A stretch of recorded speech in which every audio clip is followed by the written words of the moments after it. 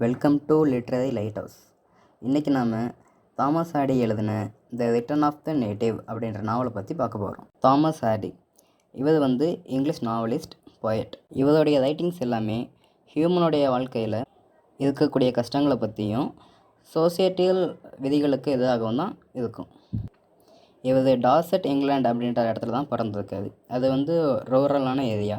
அதிலேருந்து அவர் வெளியில் வந்தது, அதாவது ரூரல் செட்டிங்லேருந்து வெளில வந்திருக்காரு. அதுதான் அவருடைய ரைட்டிங்ஸ்லையும் பிரதிபலிக்கும். அது மட்டும் இல்லாமல் அவருடைய ரைட்டிங்ஸ் எல்லாமே வில்லேஜ் லைஃப்பில் இருக்கக்கூடிய காம்ப்ளெக்சிட்டிஸ் பற்றியும் சொல்லியிருக்கோம். இந்த நாவலோடைய தீம்ஸ்லாம் என்னென்னு பார்த்தீங்கன்னா, man versus nature, isolation, tragedy and fate, social expectations, love and sacrifice, ambition and dreams. இப்போ இந்த கதையோட முக்கியமான கேரக்டர்ஸ் யாருன்னு பார்த்தீங்கன்னா, டிகோரி வென். இவர் யாருன்னா ஒரு ரெடில்மேன். ரெடில்மேன்னா செம்மறி ஆடுங்களுக்கு சாயம் பூசுவாங்க இல்லையா, அவங்க தான். இவருக்கு தாமஸின் அப்படின்ற பொண்ணு ரொம்ப பிடிக்கும். அந்த பொண்ணுக்கிட்ட ஒரு முதல் அளவு சொல்லியிருப்பார். ஆனால் அவங்க அக்செப்ட் பண்ணியிருக்க மாட்டாங்க. அதனால் அவர் அந்த வேலையில் சேர்ந்துருப்பார். இருந்தாலுமே கூட அந்த பொண்ணு மேலே இவருக்கு அளவு கடந்த அன்பு உண்டு. யார் மேலேனா, தாமஸின் அப்படின்ற பொண்ணு மேலே. அடுத்த கேரக்டர் தாமஸின் யோப்ரைட் அப்படிங்கிறவங்க தான். இவங்க ரொம்பவுமே கைண்ட் ஹார்ட்டடான ஆள். இவங்களுடைய வாழ்க்கையெல்லாம் எப்படி இருந்துச்சு அப்படின்னா, மற்றவங்களோட எடுக்கக்கூடிய முடிவால் இவங்களுடைய வாழ்க்கையில் பல குழப்பங்கள் நடந்திருக்கும். இதுபடி தான் இவங்களுடைய கதை இந்த கதையில் இருக்கும். பல கஷ்டங்களை தாங்கின ஒரு கேரக்டராக தான் இவங்க இந்த கதையில் இருப்பாங்க. அடுத்த கேரக்டர் யாருன்னா, டாமன் வைல்டீவ் அப்படின்றது. இது ரொம்பவுமே கொஞ்சம் அழகானது. இவருடைய கதை எப்படி போகும் அப்படின்னா, யுஸ்டேசியாவையும் தாமஸினையும் ஒரே நேரத்தில் லவ் பண்ணி அது மூலயமா நடக்கக்கூடிய பிரச்சனைகளை பற்றி தான் இவருடைய கேரக்டர் இந்த கதையில் இருக்கும். அடுத்த கேரக்டர் யுஸ்டேசியா. இவங்க ஒரு பேஷனேட்டான ஆள். இவங்க எப்படின்னா, எட்கன் ஹீத்தை விட்டுட்டு வெளியில் போய் எப்படி வாழலாம் அப்படின்னு சொல்லிட்டு பகல் கனவு காணக்கூடிய ஒரு ஆளாக தான் இருப்பாங்க. அதாவது ரியாலிட்டியை விட அவங்க ஃபேண்டசியில் அதிகமாகவே வாழ்ந்துட்டு இருக்கக்கூடிய ஒரு பொண்ணாக இந்த கதையில் இருப்பாங்க. அடுத்த கேரக்டர் கிளைம் யோப்ரைட்.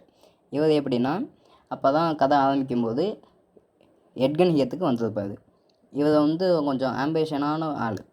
வாழ்க்கையில் ஏதாச்சும் பெருசாக சாதிக்கணும், ஸ்கூல் கட்டணும். எட்கனுக்கு நல்லா இவருக்கு யுஸ்டேசியா மேலே கதையில் லவ் வந்துடும். அதே நேரத்தில் ஃபேமிலி மேலேயும் ரொம்ப ரெஸ்பான்சிபிலிட்டியான ஒரு ஆள் தான் கிளைம் யோப்ரைட். அடுத்த கேரக்டர் மிஸ்ஸஸ் யோப்ரைட். இவங்க யாருன்னா, கிளைம் யோப்ரைட்டை பார்த்தோம் இல்லையா, அவங்களுடைய அம்மா தான். இந்த கதையில் இவங்க எடுக்கக்கூடிய முடிவுகள் நிறையவே ட்ராஜிக்கில் கொண்டு போய் முடியும். இதுக்கு அடுத்த கேரக்டர் கேப்டன் வைவ். இவர் யாருன்னா, எஸ்டேசியாவுடைய கிராண்ட்ஃபாதர். எஸ்டேசியாவுடைய கார்டியனும் இவர் தான். அடுத்த கேரக்டர் ஜானி நன்செச். இந்த பையன் கதையில் ஒரு சில இடத்துல மட்டும்தான் வருவான். இன்னும் சொல்லப்போனால் ஒரே ஒரு சீனில் தான் வருவான். அதுவும் இவனோட கேரக்டர் இன்னசென்ஸை சிம்பிளைஸ் பண்ணுற மாதிரியும் இருக்கும். இந்த கதையோட மேஜர் கேரக்டர்ஸ் இவங்க தான். இப்போது கதை எங்கே ஆரம்பிக்குது அப்படின்னா, ஒரு நாள் டிகோரி வென் அப்போ தான் எட்கன் ஹீத்துக்கு வருவார். யாரை கூட்டிகிட்டு வருவார் அப்படின்னா, தாமஸின் யோப்ரைட் அவங்கள கூட்டிகிட்டு வருவார். தாமஸின் யோப்ரைட்டுக்கும் டாமன் வைல்டீவுக்கும் அப்போ தான் கல்யாணம் நடக்க வேண்டியது இருந்துச்சு. ஆனால் அங்கேருந்து ஒரு சர்டிஃபிகேட்டின் கோளாறு காரணமாக அவங்களுடைய கல்யாணம் நின்று போயிருக்கும். வென்னுக்கு தாமஸின் மேலே இன்னமும் கூட அந்த லவ் இருக்கும். என்ன தான் தாமஸின் வைல்டீவை கல்யாணம் பண்ணிக்க போகிறாங்க அப்படின்னாலும் வென்னுக்கு அவங்க மேலே இன்னும் அந்த லவ் இருந்துக்கிட்டு தான் இருக்கும். அது ஒரு வகையில் தாமஸினை ப்ரொடெக்டிங் பண்ணுற மாதிரியே இருக்கும். இவங்க ஊருக்குள்ளே வந்த அதே நேரம் தான் யுஸ்டேசியாவும் கதையில் அறிமுகம் ஆகுறாங்க. இவங்க எப்படின்னா, எப்படியாச்சும் எட்கனை விட்டு வெளியில் போயிடணும், வெளியில் போய் வேறு மாதிரி வாழணும் அப்படின்றதான் இவங்களோட ஆசை. ஆனால் இவங்களுக்கு வைல்டீவ் இருக்காது இல்லையா. வைல்டு யாருன்னா, தாமஸினை கல்யாணம் பண்ணிக்க வேண்டியது கல்யாணம் நின்று போயிருந்துச்சுல, அவருடைய கொஞ்சம் சீக்ரெட்டாக அஃபெக்ஷன் இருக்கும் இவங்களுக்கு.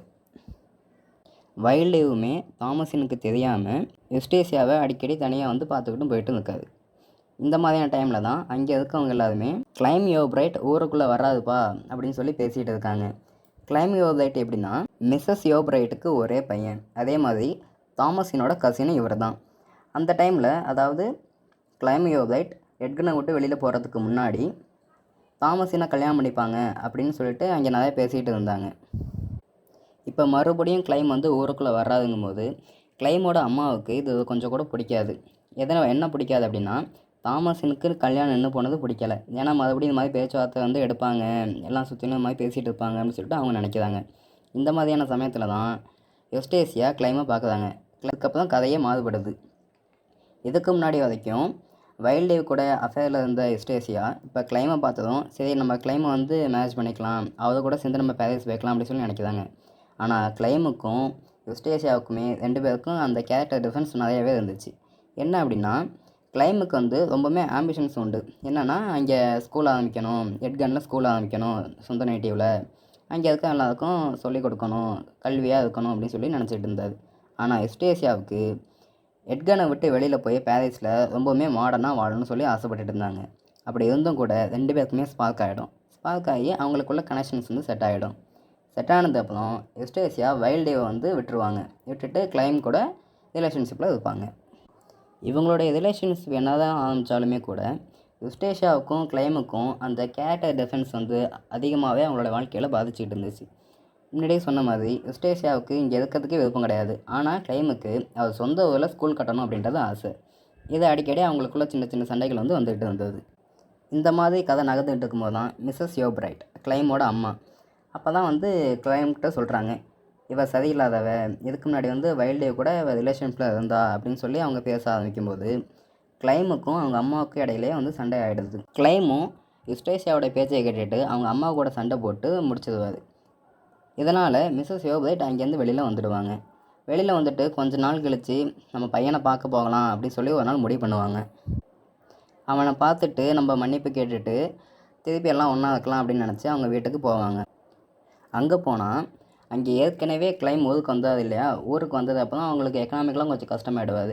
இந்த புல் வெட்டுற வேலைக்கு வந்து போயிட்டு இருப்பார். இதனால் அவருக்கு கொஞ்சம் கண் பார்வையில் பாதிப்பு ஏற்பட்டுரும். மிஸ்ஸஸ் யோப்ரைட் அந்த வீட்டுக்கு போன சமயத்தில் வைல்ட் லைஃபும் யுஸ்டேசியாவும் அங்கே தனியாக இருப்பாங்க. கிளைம் என்ன பண்ணுவார்னாக்கா தூங்கிட்டு இருப்பார், லிட்டில் நேப். அவருக்காக கண்ணும் தெரியாது இல்லையா, அங்கே என்ன நடக்குதுன்றது அவருக்கு தெரியாது.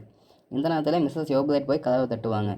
எங்கே நம்ம மாட்டிக்க போதுமோன்ற காரணத்தினால யுஸ்டேசியா கதவை திறக்கவே மாட்டாங்க. அதுக்கு பதிலாக வைல்ட் லைஃபை அங்கே மறைச்சி வச்சுட்டு தூங்கிட்டு இருக்க கிளைம் வந்து கதவை திறக்கட்டும், வந்து அவங்க அம்மா பார்த்துக்கிட்டு சொல்லிட்டு இவங்க கதவை திறக்கவே மாட்டாங்க.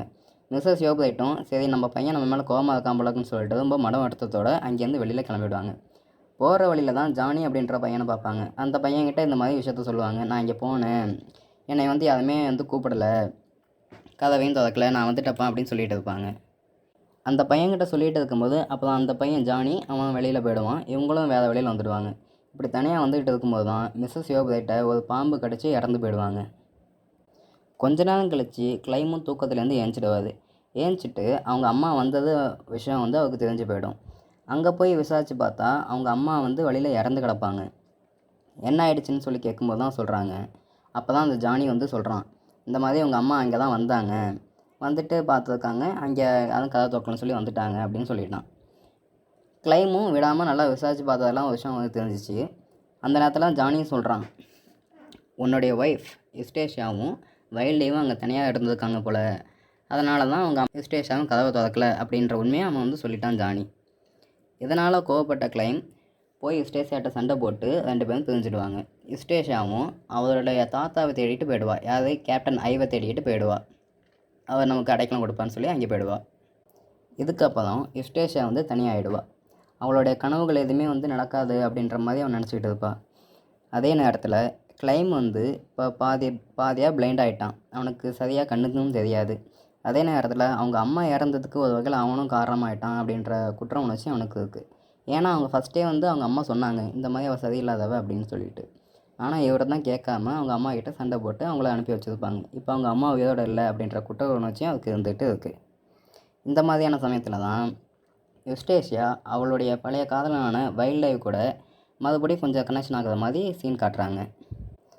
அவங்களுடைய ரிலேஷன்ஷிப் மறுபடியும் இந்த கதையை வேறு விதமாக கொண்டு போயிட்டு இருக்குது.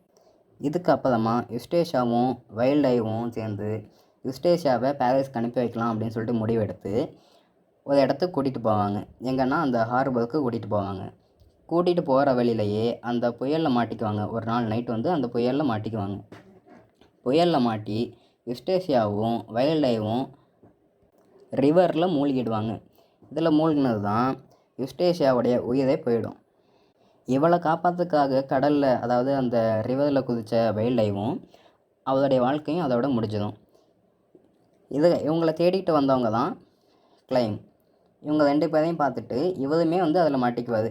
அப்போது இவங்க 3 பேரையுமே காப்பாற்றி தூக்குனது யாருன்னா வென் அப்படின்றவர். நம்ம ஃபஸ்ட்டு பார்த்தோம்ல, தாமஸினை ஒன் சைடாக லவ் பண்ணிட்டு இருந்தாலும் அவர் தான். இவர் தான் அவங்க எல்லாத்தையுமே காப்பாற்றுறாரு. இதில் காப்பாற்றினதில் கிளைம் மட்டும்தான் உயிர் பிழைச்சான். மற்றபடி யுஸ்டேஷியாவும் வைல்ட் லைஃபும் இறந்து போயிருப்பாங்க. என்ன தான் வைல்ட் லைஃப்க்கு தாமஸின் கூட லேட்டாக தான் மேரேஜ் ஆயிருந்தாலுமே கூட யுஸ்டேஷியா அவருடைய வாழ்க்கையில் மறுபடியும் பூந்து வைல்ட் லைஃபோடைய லைஃபே முடிக்கிற அளவுக்கு கொண்டு போய் விட்டுட்டாங்க. இந்த மாதிரியான சம்பவங்களில் பாதிக்கப்பட்டது கடைசியில் யார் யாருன்னா கிளைமும் தாமஸினும் தான். ஏன்னா தாமஸினுடைய ஹஸ்பண்டும் அங்கே ரிவரில் மூழ்கி இறந்து போயிட்டாங்க. கிளைமுக்கும் அவருடைய ஒய்ஃபும் அவங்க அம்மாவும் 2 பேருமே இறந்து போயிட்டாங்க. கிளைம் வந்து ரொம்பவுமே சோகத்தில் இருப்பார். ஏன்னா அவருக்கு பார்வையும் போயிடுச்சு, அவருடைய கனவுகளும் நடக்கலை, அவருடைய ஃபேமிலி மெம்பர்ஸும் இறந்து போயிட்டாங்க அப்படின்னு சொல்லிட்டு ரொம்பவுமே சோகத்தில் இருப்பார். அப்படி இருந்தும் கூட நம்மளோட கனவுகளை நோக்கி போவோம், அதாவது எட்கனில் ஸ்கூல் கட்டுவோம் அப்படின்னு சொல்லி கொஞ்சம் கொஞ்சமாக அவருடைய வாழ்க்கையை வாழ ஆரம்பிப்பார். அதே நேரத்தில் இன்னொரு பக்கம் சோகத்தில் மூழ்கி இருந்தவங்க தான் தாமஸின் யோபரைட். பல கஷ்டங்களுக்கு அப்புறம் இவங்க டைகரி வென்னோட சேர்ந்து மறுபடியும் ஒரு புது வாழ்க்கையை ஆரம்பிக்கலாம் அப்படின்னு சொல்லி முடிவெடுப்பாங்க. 2 பேரும் கல்யாணம் பண்ணிட்டு சந்தோஷமாக வாழவும் ஆரம்பிப்பாங்க. நம்ம டைகரி வென்னும் இதுக்கு முன்னாடி பார்த்த வேலையை விட்டுட்டு இப்போ புதுசாக பால் பண்ண வச்சு சந்தோஷமாக வாழ்வாங்க. இத்தனை நாள் கஷ்டப்பட்டு இருந்த தாமஸினும் சரி, கிளைமும் சரி, நம்மளோட டைகரி வென்னும் சரி, கதை முடியும் போது இவங்களுடைய வாழ்க்கை வேறு நல்ல விதமாக அமையுது அப்படின்ற மாதிரி தாமஸ் ஹார்டி இந்த மாஸ்டர் பீஸை முடிச்சு வச்சிருப்பாரு. தேங்க்யூ ஃபார் வாட்சிங். மேலும் பல வீடியோக்களுக்கு லிட்ரரி லைட் ஹவுஸ் 1 சப்ஸ்கிரைப் பண்ணுங்கள்.